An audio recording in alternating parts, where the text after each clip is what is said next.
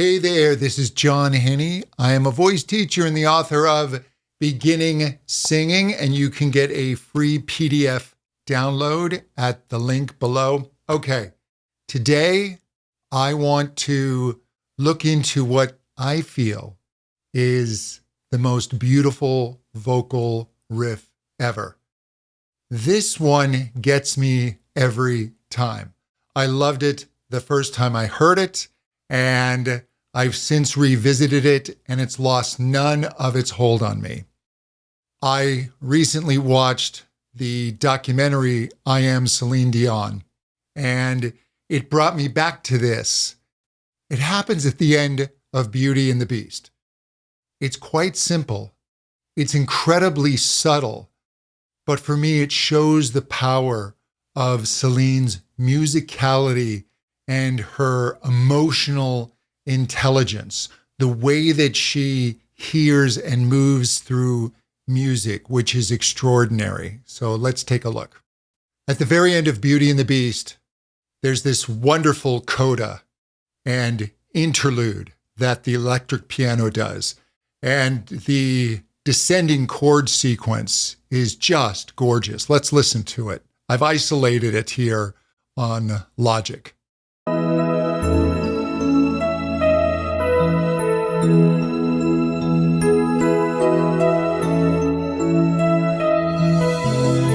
Here we go, this descending.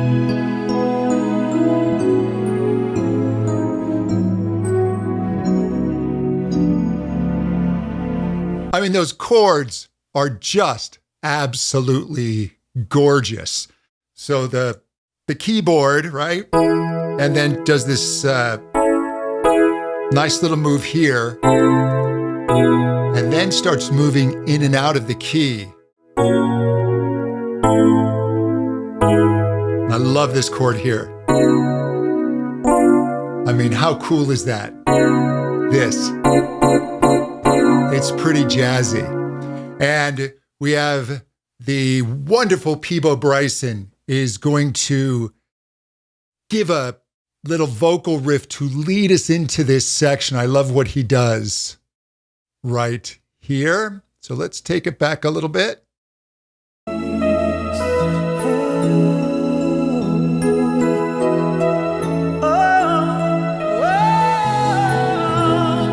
Now we're going to have this descending passage, and this is where Celine comes on and blows me away.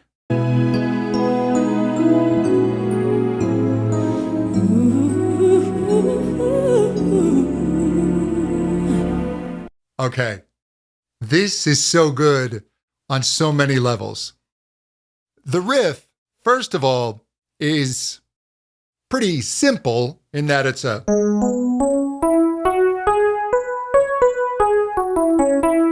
pentatonic scale. So there's nothing earth-shattering here. But Celine first, she comes in a slightly unexpected spot. She comes in the middle of the measure.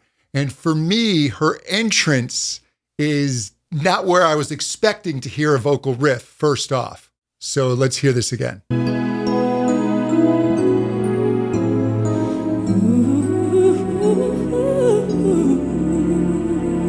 So she gives a little bit of surprise, but the real genius here, and I'm just going to isolate her vocal. And we can watch it here on the bottom of the screen. So here's the waveform of Celine singing. And look where you see the waveform get louder. She's doing these wonderful little touches with dynamics. So she starts softer, she swells, she drops, swells again, drops, swells, drops, swells up, gets louder, drops louder, and then gets very, very soft. And she's not hitting the loud parts right at the beginning of each note. It's almost like a little volume pedal, and she swells into them. And she does these little micro crescendos, getting louder in unexpected spots, so that this riff, which is really simple in a wonderfully musical way, is enhanced by her use of rhythm. And it's almost accents, these little pulses that she creates. Let's listen.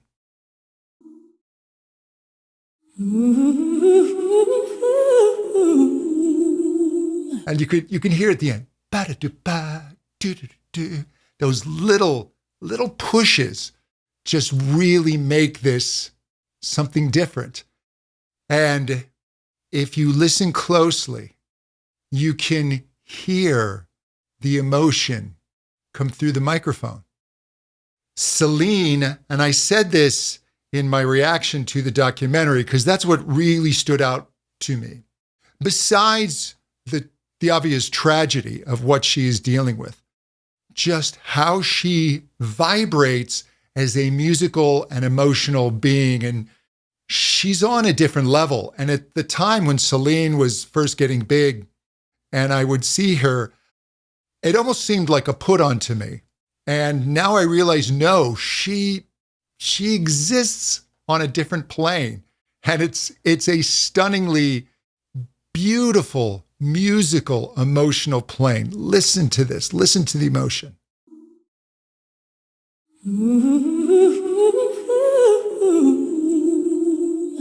And then the little right at the end.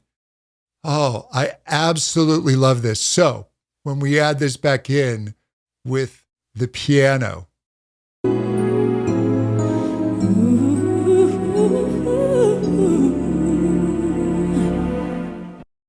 I mean, that gets me every time. And I can analyze what she's doing. I can look at the notes, look at the chords, how she's using her crescendos, pulling back. But at the end of the day, it just moves me. It's just beautiful. Look, all of this analysis and music theory comes from music. Music doesn't come from theory, at least it shouldn't. It's just a way of us understanding this incredible art form that we have been gifted and how it moves us. And that's one of the things analysis can sometimes leave out is the emotional impact. And for me, the emotional impact is stunning. And then just the icing on the cake is how she and Peebo just sing together perfectly. They phrase perfectly. They use the dynamics and the color and texture of their voice. They even go into vibrato at the exact same time. It's just something to behold. Song as old as rhyme, beauty and love. I mean, come on. And that little riff she does, even as they're holding their harmony. Listen to what Celine does. So subtle. In an era where people were really taking vocal improv and melisma to great heights, Celine, who is second to no one in her vocal chops, uses it so sparingly and so intelligently and beautifully. One more time. And then Peebo. I love what he does here to build it. And the interlude.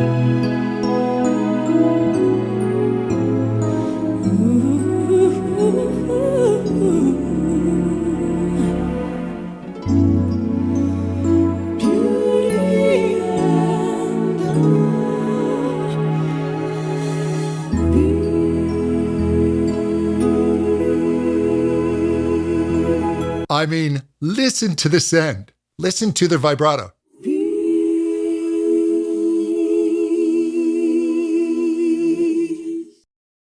They are so in sync. This is masterful. Just the ending of this song. If it was just the end, this would be one of my favorite pieces of music. One of the keys to becoming a better singer or having a greater appreciation and understanding of music is listening. And Celine is one of those artists where really focused, intense listening will pay back huge dividends. There's so much to learn from her. And just the way she controls her voice, she can turn that voice around instantly from great power to almost a whisper and back again. It's something to behold. It is technique that is flawless, but it's always serving her vocal performance and her emotional connection with the audience. It's never superfluous. So there's so much to be learned from listening to her. Hey, if you enjoyed this, please click the like button. It helps other people find out about the channel. And do subscribe. And if you're really interested in more of this singing stuff, check out my podcast, The Intelligent Vocalist. We'll talk soon.